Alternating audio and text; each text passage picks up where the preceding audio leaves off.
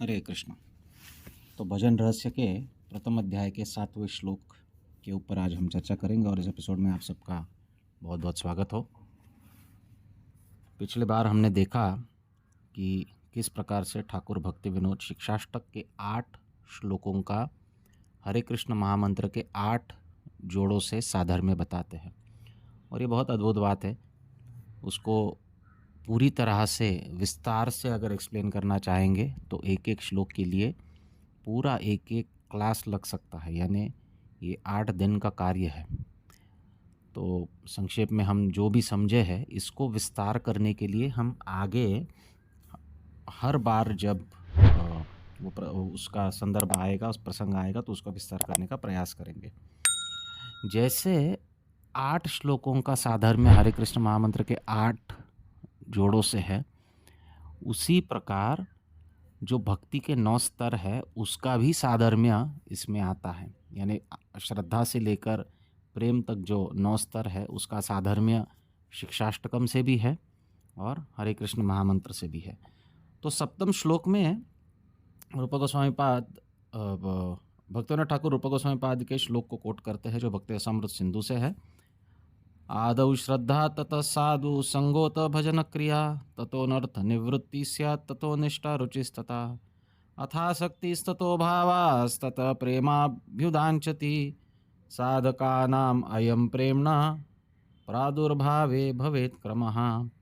तो किस प्रकार एक साधक श्रद्धा से लेकर प्रेम तक प्रगति करता है, इसका एक सुंदर वर्णन रूप गोस्वामी पाद भक्ति रसामृत सिंधु में कहते हैं कि प्रारंभ में श्रद्धा का उदय होता है। श्रद्धा का उदय कैसे होता है तो उसके लिए आगे जाकर वर्णन किए है कि ये सुकृति से होता है। पुण्य उसके लिए कारणीभूत नहीं है, सुकृति है। किसी वैष्णव की सेवा कर ली या कुछ भी महामंत्र का एक आध बार अनायास उच्चारण कर लिया, कहीं भी भगवान नाम का श्रवण कर लिया, सुकृति पिछले जन्मों की जो हमें प्राप्त होती है, जो अनायास होती है, अज्ञात सुकृति जिसे कहते हैं, उस अज्ञात सुकृति के बल पर श्रद्धा उत्पन्न होती है। श्रद्धा जब व्यक्ति के मन में होती है ततः साधु संग, वो साधु संग में आता है। तो श्रद्धा के साथ जब वो साधु संग में आता है तो साधु क्या करते हैं, साधु निरपेक्ष भाव से उसे भजन क्रिया प्रदान करते हैं।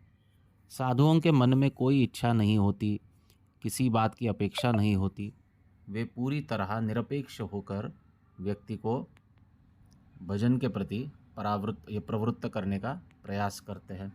और ये जो भजन है ये वास्तविक व्यक्ति का कल्याण करने वाला होता है। तो साधु भजन क्रिया का उपदेश देते हैं। जब भजन क्रिया होती है साधु के निर्देश के अंतर्गत, गुरु के निर्देश के अंतर्गत और भक्तों के संग में रहकर, साधु संग में रहकर, तो क्या होता है, अनर्थ निवृत्ति होती है। अनर्थ निवृत्ति, अनर्थ कितने प्रकार के, ये हम इस ग्रंथ के दूसरे अध्याय में बहुत विस्तार से देखने वाले हैं कि क्या क्या अनर्थ जीव के अंदर है। क्योंकि दूसरा अध्याय जो है या शिक्षाष्टकम का दूसरा श्लोक जो है ये अनर्थ निवृत्ति के लिए ही है। ये अनर्थ निवृत्ति कराता है, ये अनर्थ निवृत्ति का वो स्तर है। तो उसमें हम समझेंगे कि अनर्थ क्या क्या प्रकार के होते हैं। लेकिन हमें कई सारे अनर्थ है। हमें काम क्रोध लोभ रूपी षड्रिपु है, हमें अपराध करने की भावना है, हमें कुटिनाटी करने की इच्छा है। तो ये सब जो है ये हमारे अनर्थ है। ये अनर्थ निवृत्ति कब होती है, साधु संग में रहकर भजन क्रिया करने से। अनर्थ निवृत्ति जब हो जाती है तो भजन में निष्ठा स्थापित होती है। निष्ठापूर्वक भजन करने से भजन में रुचि स्थापित होती है, साधन में रुचि स्थापित होती है। रुचिपूर्ण भजन होने से तथा आसक्ति ततो भवस, आसक्ति उत्पन्न होती है भजनीय के प्रति, भगवान के प्रति। ततः प्रेमाभ्युदाञ्चति, और उस स्तर पर जब आसक्ति उत्पन्न होती है तो प्रेम का एक आभास हमें होने लगता है। साधकानाम अयम प्रेमणा प्रादुर्भावे भवेत् क्रमः, तो भाव उत्पन्न होता है। भाव उत्पन्न होने के बाद भावपूर्ण भजन करने से प्रेम का प्रादुर्भाव होता है, प्रेम उत्पन्न होता है उस साधक के मन में।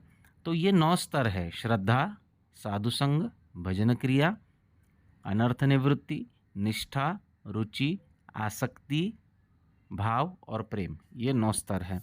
ये 9 स्तरों को रेफ़र किए हैं भक्ति विनोद ठाकुर रूप गोस्वामी पाद के संदर्भ से, और फिर उसको कहते हुए बहुत सुंदर बात कहते हैं अपने बंगाली परपट में। कहते हैं, भक्ति मूले सुकृत हईते श्रद्धोदय, भक्ति मूले सुकृति हईते श्रद्धोदय, श्रद्धा हईले साधु संग अनायासे हय। भक्ति मूल सुकृति, तो भक्ति का मूल क्या है? सुकृति, अज्ञात सुकृति। उससे क्या होता है? श्रद्धोदय। श्रद्धा हईते साधु संग अनायासे होय, जब श्रद्धा होती है तो साधुओं के प्रति संग होता है। अब साधुओं का संग हमें अनायास प्राप्त हो रहा है कलियुग में श्रील प्रभुपाद जी की कृपा से, क्योंकि साधु ये विचरण करते रहते हैं जीवों का उद्धार करने के लिए, तो इसलिए साधुओं का संग तो हमें अनायास प्राप्त हो रहा है। अब साधु के संग का लाभ लेने के लिए क्या आवश्यक है? तो श्रद्धा चाहिए। तो श्रद्धा हईले साधु संग अनायासे हय, साधु संग फले हय भजनेर शिक्षा, भजन शिक्षार संगे नाम मंत्र दीक्षा। तो साधु संग का फल क्या है?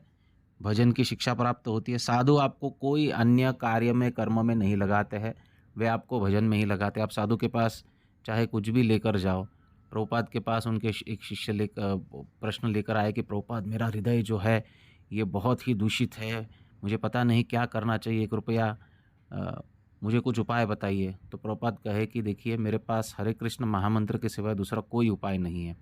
आप इसको ठीक से जप करेंगे तो आपका हृदय शुद्ध हो जाएगा। तो ये एक ही उपाय है, भजन ये एक ही उपाय है। भजन सर्वतोपरि है, भजन के ऊपर और कुछ नहीं है। तो साधु क्या करते हैं? भजन की शिक्षा देते हैं। भजन शिक्षार संगे नाम मंत्र दीक्षा, और भजन की शिक्षा देते हुए, भजन की शिक्षा का अर्थ क्या है? किस प्रकार व्यक्ति को साधन में लगना चाहिए, कब उठना चाहिए, क्या करना चाहिए, भगवान की आरती करनी चाहिए, मंगल आरती करनी चाहिए, हरिनाम का जप करना चाहिए, गुरु पूजा करनी चाहिए, श्रीमद् भागवत का श्रवण करना चाहिए, कृष्ण प्रसाद का सेवन करना चाहिए, धामवास करना, ये सब जो है ये भजन प्रणाली है। ये हमारी भजन प्रणाली है। जो प्रभुपाद हमको मॉर्निंग प्रोग्राम दिए है, ये हमारी भजन प्रणाली है।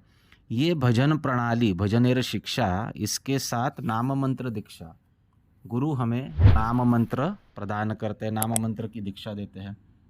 अब आगे क्या होता है? तो कहते हैं, भजिते भजिते हय अनर्थे रक्षय। जब गुरु के निर्देश के अनुसार हम भजन प्रणाली में लगेंगे तो ऐसा भजन करते करते क्या होगा? हमारा अनर्थ क्षय हो जाएगा, अनर्थ हमारे निर्मूलन हो जाएंगे, अनर्थों से हमारी निवृत्ति हो जाएगी।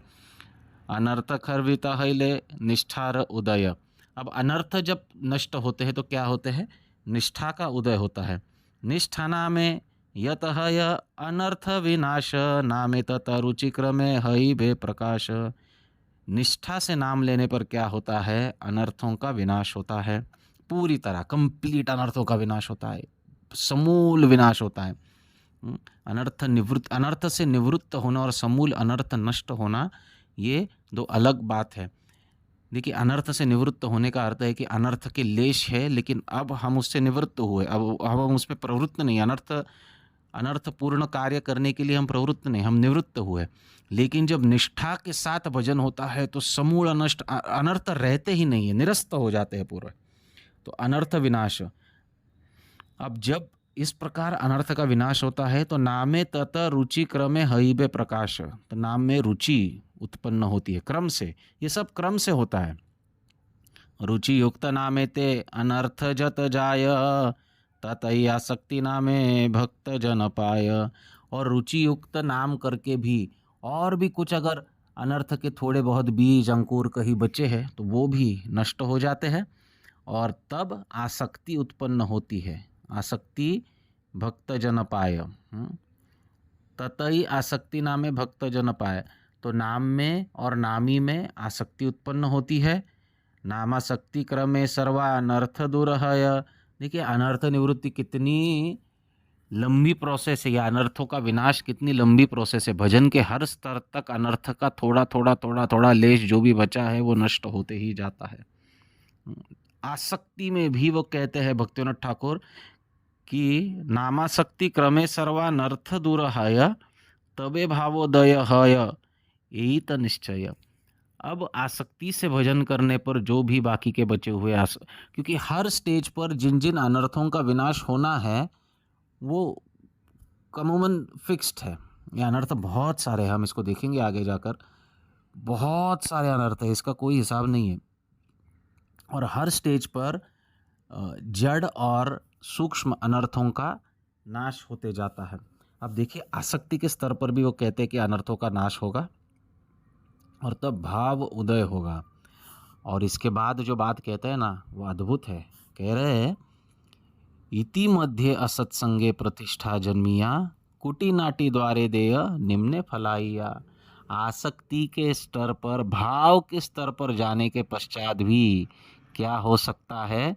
इति मध्ये असत संगे प्रतिष्ठा जन्मिया, भाव के स्तर पर यानी श्रद्धा से लेकर भाव तक वो प्रगति किया है। और भाव के स्तर पर जाने पर भी उसमें क्या हो सकता है? उसमें असत संग से प्रतिष्ठा की आशा जन्म ले सकती है। प्रतिष्ठा जन्मिया, पूजा लाभ प्रतिष्ठा मान इत्यादि की आशा जन्म ले सकती है। और फिर कुटी नाटी द्वारे देय निम्ने फैलाइया। और ये कुटी नाटी का अर्थ है प्रजल्प करना, ग्राम्य कथा करना, किसी की निंदा करना। तो हम देखते हैं बड़े बड़े सन्यासी जन जो है संसार में, जो बड़े बड़े सन्यासी के रूप में आज है, जो भक्त सन्यासी है वो तो उनकी तो कोई बात नहीं होती है, लेकिन ऐसे भी लोग हैं जो सन्यास के रूप में हैं, लेकिन आज हम सोशल मीडिया में देखते हैं कई सारे वाद विवाद उनके बीच में भी होते रहते हैं। तो ये कुटीनाटी, ये निंदा परनिंदा, ये सब जो है ना, ये उस भाव के स्तर पर भी आ सकता है। तो इससे वो भक्त का जो प्रोग्रेस है वो रुक जाता है, वहाँ से वो निम्न फैलाइया, नीचे गिरने का डर पैदा रहता है। कहाँ भाव के स्तर पर कितना सावधान होना चाहिए। और इसलिए ठाकुर भक्तिनाथ इस अंत के श्लोक में कहते हैं, इस उनके कमेंट्री के, अति सावधाने भाई असत संगत यज, निरंतर परानंदे हरिनाम भज। और इसलिए अति सावधान होकर असत्संग को त्यागना चाहिए। ये सब कहाँ से आता है? ये सब असत्संग से आता है। भक्तों के बीच में अगर कुछ गलतफहमियाँ होती है, या फिर कोई निंदा होती है, या हम किसी की निंदा करते हैं, या हम किसी के विषय में कुछ और बुरा भला सोचने लगते हैं, साधन के विषय में हमारे मन में भ्रम रहता है, साध्य के विषय में हम अपराध कर देते हैं, शास्त्र के विषय में हम अपराध कर देते हैं, ये सब क्यों होता है? ये सब असत्संग से होता है। और ये कब तक हो सकता है? हम सोचेंगे अनर्थ निवृत्ति हो गई, अब हम निष्ठा से भजन कर रहे हैं, अब हमें कुछ नहीं हो सकता। नहीं, ये भाव के स्तर तक हमें नीचे गिरने का डर लगा रहता है। और इसलिए हाँ, एक बार प्रेम प्राप्त कर लिया उसके बाद ये कम हो जाता है डर, लेकिन तभी भी अगर कोई घोर अपराध में लग जाता है कृष्ण प्रेम प्राप्त करने के पश्चात भी, तो उसकी कोई वास्तविक गारंटी नहीं है कि वो बना रहे।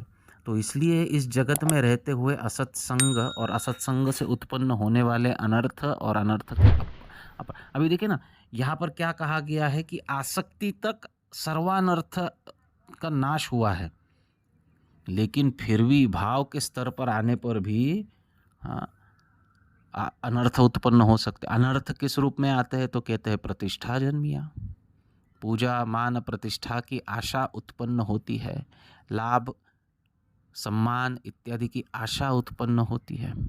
और ये आशा जो है ये हमें नीचे गिरा सकती है। अगर इससे बचना है तो क्या कहते हैं भक्तिनाथ ठाकुर? अति सावधाने, बहुत सावधानता से है भाई, बहुत सावधानता से। देखिए, हम एक समाज में रहते हैं, भक्तों का भी तो एक समाज है ना, इस्कॉन एक समाज है, भक्तों का एक समाज है।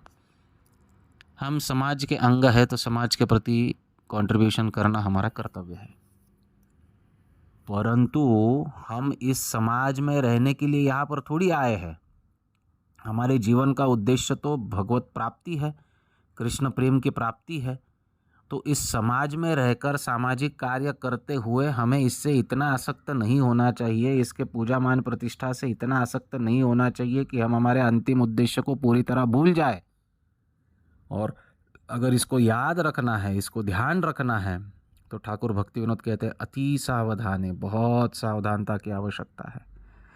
जैसे हम भक्ति में प्रगति करते हैं वैसे हमें त्याग की भावना उत्पन्न होनी चाहिए, चीज़ों को छोड़ते जाना चाहिए, त्याग की भावना उत्पन्न होनी चाहिए, पूजा मान प्रतिष्ठा की भावना को त्याग करना चाहिए, पद प्रतिष्ठा को त्याग करना चाहिए। धीरे धीरे हम देखते हैं जितने भक्त सीनियर होते जाते हैं उतने उनमें पद और प्रतिष्ठा की भावना उत्पन्न होती है। इसको छोड़ना चाहिए। जब तक छोड़ने का अनुभव नहीं लेंगे ना, तब तक उसका आनंद पता नहीं चलेगा। जब व्यक्ति छोड़ते जाता है उसी में वास्तविक आनंद है। त्याग में ही आनंद होता है। संग्रह में या किसी भी प्रकार की आशा रखकर उसे, आकांक्षा रखकर उसे प्राप्त करने में कोई आनंद नहीं है। जब हम त्याग करना सीखेंगे, जब हम सावधानता से हमारे अंतिम उद्देश्य को प्राप्त करने की इच्छा से त्याग करना सीखेंगे, तभी हमें भजन का वास्तविक लाभ प्राप्त हो सकता है। अच्छा, ये इंटरडिपेंडेंट है। अगर हम निरंतर भगवान नाम भजेंगे या भगवान नाम का जप करेंगे तो फिर ये सब कुटी नाटी हो, अनर्थ हो, अपराध हो, प्रजल्प हो, निंदा नालस्ती हो, ये करने के लिए हमारे पास समय ही नहीं बचेगा। तो इसलिए निरंतर जो भजन करते हैं उनमें ये कोई भाव आता ही नहीं है। भगवान के नाम की कृपा से तो उसके अनर्थ दूर हो ही जाते हैं, लेकिन उसके पास वैसे भी देखा जाए तो ये निंदा इत्यादि करने के लिए समय नहीं है। तो सेवा में रहते हुए, भजन में लगते हुए व्यक्ति को इतना व्यस्त रहना चाहिए कि वो किसी भी प्रकार के अनर्थ और असत संग से, जो भी अनर्थ हम में घुसेंगे ना, कभी भी किसी भी स्तर पर, अभी तो अनर्थ निवृत्ति हुई नहीं है इसलिए अनर्थ को हम पाल रहे हैं, वो तो बात अलग है। लेकिन अनर्थ निवृत्ति होने के पश्चात भी अगर कोई अनर्थ अंदर घुसेंगे तो उसका एक ही द्वार है और वो है असत संग। और असत संग को त्यागने के लिए रूप गोस्वामी पाद के एक बहुत सुंदर श्लोक को आने वाले आगे के श्लोक में कोट करते हैं भक्तिविनोद ठाकुर। और वो वास्तविक असत्संग त्याग करने का अर्थ क्या है वो उसमें बताते हैं। असत्संग त्याग करने का बहुत गहरा अर्थ होता है। असत्संग त्याग करने का ये अर्थ नहीं है कि हम हमारे जो भी समाज के लोग हैं, भौतिक मित्र हैं, उनसे केवल दूर रहेंगे तो असत्संग त्याग होगा, ऐसा नहीं होता है। असत्संग का जो परिणाम है चैतन्य महाप्रभु खुद अपने मुख से कहे हैं। तो महाप्रभु कहते हैं कि असत्संग त्याग एई वैष्णव आचार। और असत्संग में क्या आता है तो कहते हैं कि स्त्री संगी एक असाधु कृष्ण अभक्त आर। तो स्त्री संगी और कृष्ण अभक्त से दूर रहना चाहिए। इसका बहुत गहरा अर्थ भक्तिविनोद ठाकुर आगे जाकर बताया कि असत्संग क्या है। तो इसको हम आगे के श्लोकों में अवश्य देखेंगे, लेकिन आप इस श्लोक का मर्म याद रखिए। इति मध्य असत्संगे प्रतिष्ठा जन्मिया कुटी नाटी द्वारे देय निम्ने फैलाइया अति सावधाने भाई असत्संग त्यज निरंतर परानंदे हरि नाम भज। इसको बस स्मरण करना चाहिए कि असत्संग को त्याग करना है, नहीं तो भाव के स्तर से भी हम नीचे गिरेंगे। अभी तो अनर्थ निवृत्ति तो हुई नहीं है, तो अभी तो ऊपर उठे ही नहीं है कि नीचे गिर जाए। लेकिन जो भी कुछ भजन कर रहे हैं उसको अगर बचाना है तो असत्संग को सदैव त्यागना चाहिए। यही इस श्लोक का मर्म है। बहुत सुंदर तत्व ठाकुर भक्तिविनोद बता रहे हैं। हम चाहते हैं कि अधिक से अधिक भक्तों तक ये पहुँचे, क्योंकि ये ऐसे तत्व हम बार बार इसको सुनते नहीं हैं। जब ये बार बार सुने जाएंगे तो हमारे हृदय का संशोधन होगा, हृदय का शुद्धिकरण होगा। तो अधिक भक्तों तक पहुंचाने के लिए इन वीडियो को लाइक करें, शेयर करें, चैनल को सब्सक्राइब करें। और अगर आपके कोई भी प्रश्न है तो आप कमेंट सेक्शन में दे सकते हैं। आगे के श्लोकों में हम असत्संग की क्या परिभाषा है उसको देखेंगे और फिर इस चैतन्य शिक्षाष्टकम के प्रथम श्लोक की ओर हम बढ़ेंगे, जो आने वाले सत्रों में हम उसकी चर्चा करेंगे। श्रील भक्तिविनोद ठाकुर की